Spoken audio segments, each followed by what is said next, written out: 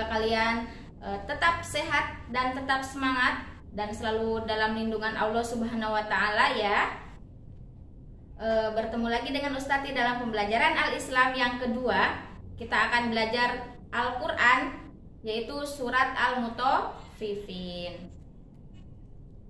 Nah, setelah ini silakan persiapkan dulu alat tulisnya, kemudian dibuka BBD pembelajaran Al-Islam yang kedua ya, dan simak penjelasan U sampai selesai.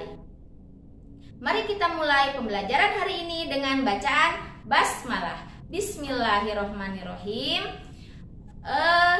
Tujuan pembelajaran dari surat Al-Mutaffifin ini ya, untuk apa sih?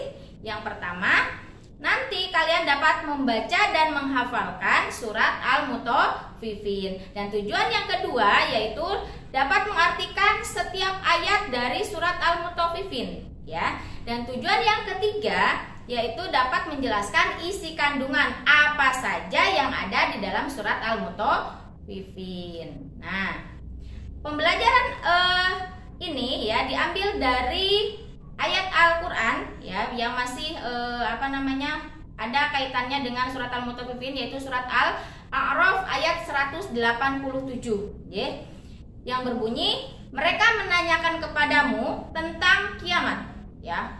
Bilakah terjadinya, katakanlah sesungguhnya pengetahuan tentang kiamat itu adalah pada sisi Tuhanku. Tidak ada seorang pun yang dapat menjelaskan waktu kedatangannya selain Dia. Dia ini yaitu Allah ya. Sekarang masuk ke materi, yaitu surat Al-Mutaffifin. Ustazah akan bacakan beberapa ayat. Nanti selengkapnya bisa dilihat di BBD-nya. A'udzu billahi minasyaitonir rajim. Bismillahirrahmanirrahim. Wailul lil mutaffifin alladzina idza talu 'alan nasi yastawfun wa idza kaluhum aw wazanuhum yuhsirun alla yadunnu ulaika annahum mab'utsun liyaumin adim. Shadaqallahul adim. Ya.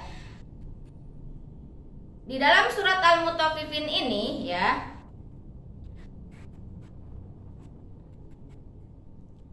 terdapat asbabun nuzul ya.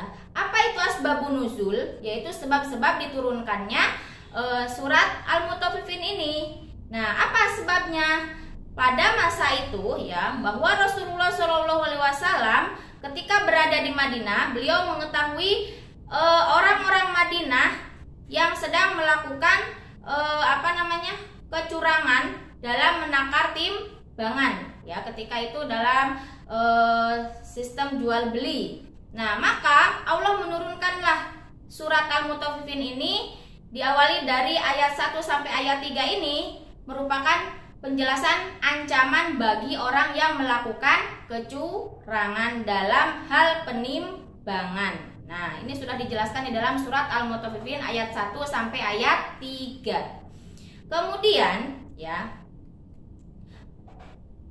di dalam surat Al-Mutaffifin ini ya juga dijelaskan tentang isi kandungannya. Nah, sebelum masuk ke isi kandungan, Ustazah sampaikan dulu bahwa surat Al-Mutaffifin ini terdiri dari 36 ayat.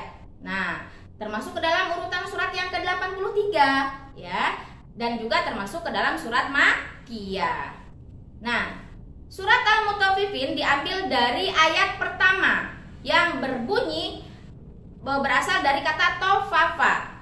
Tofafa ini artinya pengambilan sedikit dari timbangan atau penambahan. Nah, sedangkan Al-Mutaffifin ya Al-mutaffifin ini artinya orang yang melakukan kecurangan dalam timbangan.